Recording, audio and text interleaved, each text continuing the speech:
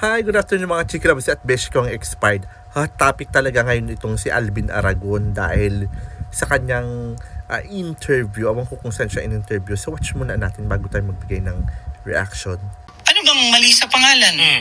Sex bomb. Ano ba yung sex? Sex is actually created by God. May sariling Iwas diksyonaryo doon. ang lolo mo. Hindi pleasing yun. Hindi maganda impluensya sa mga ibang maraming tao sa Pilipinas, sa mga bata especially. Second, yung damit. Yeah. May damit kasing gagalangin ka. Kung ano-ano Pero man may ito. damit nakita yung cleavage mo at saka legs.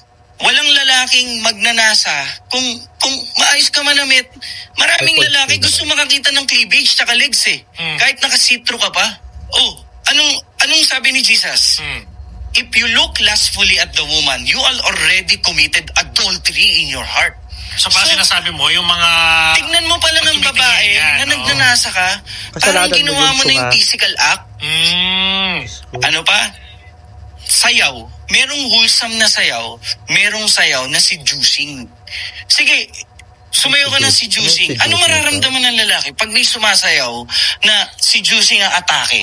Pag wholesome, maayos naman Masaya lang. Oh, masaya lang eh. Oo, di ba? Pero pag seducing, naku, iba nararamdaman natin. Alam nyo yan, men.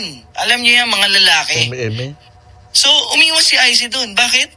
Yun ang will ni Lord eh. Will mo.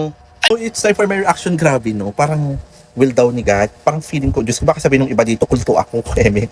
Well anyways, ayun, nakakasad lang kasi di ba more on Bible siya, no? Pero parang para sa akin po ha, it's my own opinion, kanya-kanya tayo ng opinion. Okay lang po, dahil yun yung gusto nyo maging way, pero parang feeling ko ha, it's my own opinion, parang will lang naman niya, hindi will ni God, di ba? Depende pa rin po yun kasi sa nagpe-perform, di ba? At depende po yun sa nararamdaman ng lalaki, di ba? Minsan naman, hindi naman ganyong suot, bakit nire-rape yung iba, di ba? Depende talaga yun sa pakiramdam ng tao, sa pag-iisip ng tao, yun. Masyado mo kasing sinasabuhay ng bongga, wala akong ibig sabihin na masama nito. Masyado nang literal na isinabuhay yung alam mo yon, letter by letter, word by word talaga, kaya ganun yung nangyari, no? Tapos will ni God, will mo lang din naman yun eh. Hindi naman kayo magiging ganyan yung buhay mo kung di dahil yun yung naging work ni ISIS. Saka walang masama sa work nila. Dancer sila, it just happened na ganun lang yung mga outfitan before. Kasi nasa entertainment industry lang naman kayo, di ba? Alam nga namang nagsusuot, nasa iyo, kanina kapang manang ka, abnoy man ito. Parang di man galing sa showbiz, kaya nalaos kayo nis ka, maaga kang natanggal sa Starstruck kasi parang siguro may something sa'yo, makitid yung utak na. Parang for me ha, kailangan niya siguro ng psychiatrist. Hindi ko na sa buang. Kasi parang iba po talaga kasi yung paninindigan niya, di ba? Pansin mo. Tapos ang nangyari pa kaya naghiwalay yung mag-inagawa din niya. Yung anak ni IC, di ba, na transgender, nung una tanggap naman ni IC, tas ngayon parang naghiwalay sila, feeling ko sulusul din yan. Minsan may mga asawang ganyan eh. Minsan may babae o lalaking ganyan, sobrang makamaka-Diyos, Diyos ko Mariosip. Alam mo, ganito lang para po sa akin ha. Gumawa ka ng tama, pag may naging pagkakamali ka, which is lagi naman tayo nagkakaroon ng pagkakamali, gumawa ka ng tama para kahit papaano is mabawasan yung kasalanan mo, ganun, di ba? Saka huwag mo nang ulitin mo, ganun lang naman yun eh. Mabuhay tayo ng simple, mabuhay tayo ng gumawa ng tama sa kapwa, and that's it. Yun lang, para po sa akin, yun yung paniniwala ko, di ba? May kanya-kanya tayong paniniwala, pero sa kanya kasi parang tingnan mo, isipin nyo ha, di ba? Parang, parang there's something, minamanipulate niya si IC, yun lang yun. Kakaawa din si Idol IC, Eme.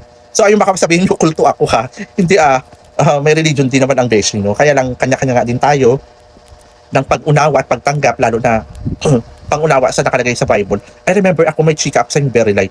May kapatid din akong ganyan, nagkajowang bilat naman. Tapos yung kapatid ko parang naging mahilig siya sa Bible, yung jowa niya before. Saksakan ng Katrina Aligi talaga, day. Tapos ngayon, sinasabihan ayaw namin kasi nakikita namin nag-abroad yung kapatid ko. Nang uto ko, day. Tapos ngayon, ang galing mag-eme, manipulative yung bilat eh. Tapos sasabihin na, kaya nung kapatid, sabi ko ng kapatid ko sa amin, ang tao kaya naging masama dahil sa kapwa niya tao. Dahil sa sinasabi ng tao, iniisip ng tao sa kapwa niya, sabi ko, ulul. Paano hindi iisip namin ganyan? Po kayang jowa mo, syunga, na kahit sabihin Diyos ko, basta ayun na, kumikta ng story short, ayun, buti naka-recover siya at naka-alis siya doon sa Jablo, na bilat, ang galing-galing day. At ano rin talaga siya, kunwari, alam mo yun, parang siyang konti na lang, magiging madre na rin. Parang siya, kanang kamay ni Mama Mary pero poka puta. So yun lang. Have a nice day.